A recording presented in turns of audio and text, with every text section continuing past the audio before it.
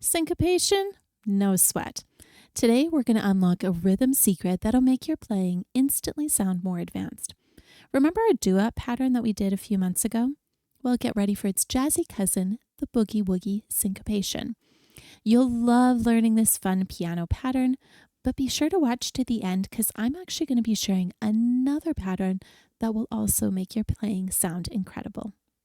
So first of all, what is syncopation? Well, syncopation happens when we stress notes in between the main beats. So for example, here's a steady pulse. And if I add syncopated notes, then I'm going in between the beats.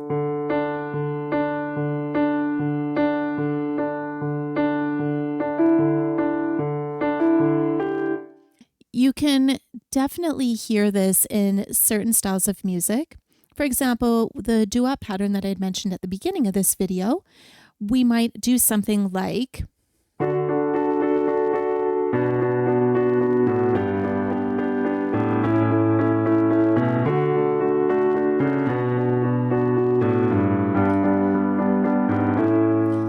the right hand was actually keeping the steady beat, and then the left hand was kind of playing occasionally in between.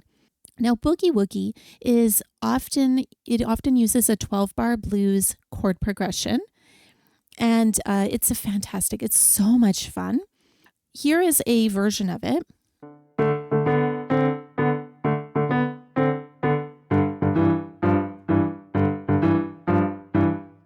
Pretty awesome, right? And when we add a little bit more syncopation to it, then all of a sudden we've got something that might be like.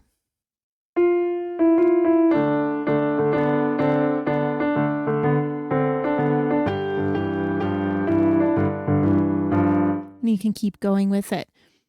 Now, sometimes students will ask, why does my foot tap one way, but then the music is going the other? And this especially comes up when it's syncopation. When we feel the pulse or the heartbeat of the music, it's typically steady. Think of it like walking. We put one foot in front of the other pretty steadily, right? We're not changing it up a lot. Now, when we hear the music, though, it's a combination of the pulse with the rhythms, and that can include syncopation, and that makes it a lot more interesting to hear. By the way, if you're new here, hi, I'm Rosemarie, online piano teacher and composer from Must Love Music. Welcome to the channel. If this is helpful, please consider subscribing. It means a lot. So let's break down this pattern a little bit orally, meaning we're going to hear it before we do it visually. So we have a left-hand pulse. We play two notes quickly, and then right, we're keeping a pulse there. We could just go.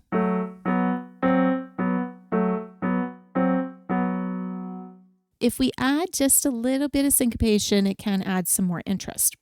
The right hand, we're not necessarily playing every note in between. We definitely don't want to do that. It might feel a little overwhelming. We add some of the notes a little bit in between. So here's another example.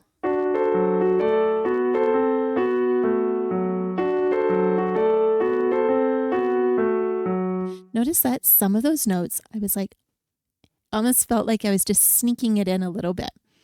So how do you avoid getting thrown off before we learn this pattern? This is a big one. Start slow, and which is what we're going to do, and using a metronome or a backing track, something that isn't going to change the tempo or the speed. It's really easy when we're learning this that we can do this unconsciously. We might slow down. The question of, is it supposed to feel off? Well, at first it's going to feel off physically because you're used to keeping on the beat, but it gets easier over time. And as you get used to hearing these syncopations, then you'll actually almost crave them a little bit because they just add so much fun. And we're going to test this out in just a moment. Are you or your child dreaming of learning piano, but you're a little worried about online lessons? I'm here to transform that uncertainty into musical confidence. My creative teaching approach includes hands-on exploration of the piano, fun improvisation activities, and original composition projects that express your unique voice. So whether you're a complete beginner or have some experience, you'll create music from your very first lesson. My supportive online environment makes learning accessible and enjoyable no matter your age or skill. Visit mustlovemusicpianostudio.ca to discover how my unique approach can bring music into your life. Book your free meet and greet where we'll chat about your goals and make sure we're the perfect fit. Limited spots are available, so book your meet and greet today. Now let's get back to the video. All right, so we finally get to learn the boogie woogie pattern. You've heard it a few times. You've heard some different applications of it. So let's learn it. We're going to start on D and A, and we're going to play it twice. Next, we're going to raise that top note while keeping our bottom note on D. Then raise again and go back down. And that's our pattern, actually. We play a chord bridge twice quickly, then go step up, step down. Try it out with me or pause the video if you need it to be a little bit slower.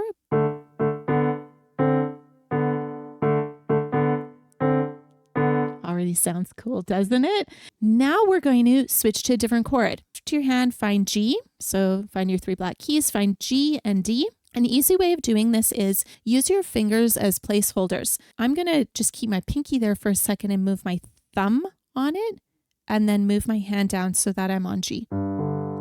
Because here's the thing, I was already playing that D before, so I can use that as a way of quickly finding the next note. And we're going to do the same thing. So chord bridge, step up, down. Okay, try that with me.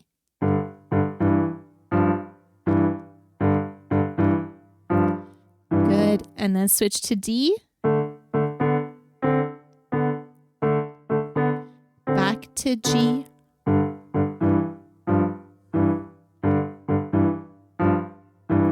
You'll notice that there's a few things that might cause a bit of a challenge. One, remembering the pattern. You're repeating your chord bridge twice. The bottom note stays the same for the rest of it.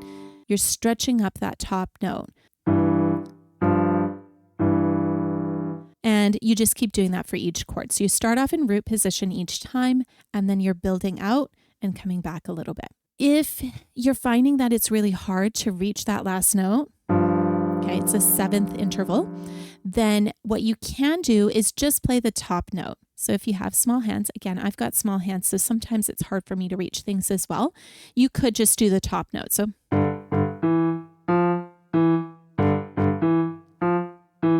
and that'll help you out. And remembering the 12-bar blues chord progression. Oh my goodness, you know what? I can understand. There's a lot going on there. It's not actually 12 chords, but you're repeating 3 different chords over 12 measures. I would recommend just write it out and place it on your piano. Now, it could be that it's on the fallboard back here. It could be on whatever music you're playing off of. Just having it visually there will really help. If you're wondering how to make it sound bouncy, because you know what, that's kind of part of boogie woogie, isn't it? Add a little swing to those first 2 chord notes. So instead of, right? It already sounds boogie woogie, but what you could do is kind of go long, short. I'm adding just a little bit of swing on those first 2 notes, and that's going to help it out. And then also just keep it really light so that it sounds closer to a staccato or a bouncy note versus legato, where we were doing that in the last video with the hand over hand arpeggios. So what I mean by light is you're not trying to press all the way down to the bottom of the keys, right? You're pressing hard enough that you can hear the sound and that it's coming through, but not so hard that it's overpowering everything or you can't just bounce up quickly. Let's create a little bit of an improvisation here. We're going to make up a song to go with this. Just let's review. We'll do that again. Back to G. Okay, so we're going to just go from D to G. I would recommend just play in between some of the notes. I'm going to move a little bit higher. I'm going to go D and G. Keep it simple.